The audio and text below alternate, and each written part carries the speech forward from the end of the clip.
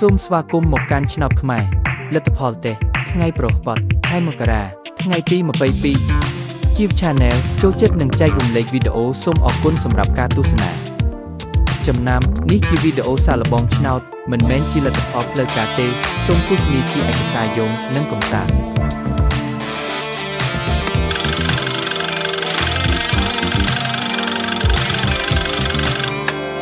រង្វាន់ទី1 5 5 6 3 1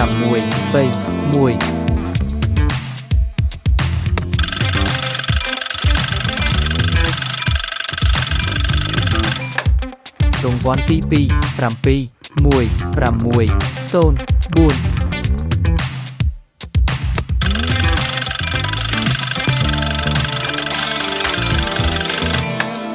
រង្វាន់ទី3 4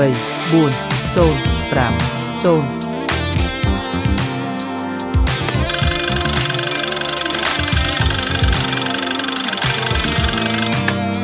រង្វាន់ទី4 7 8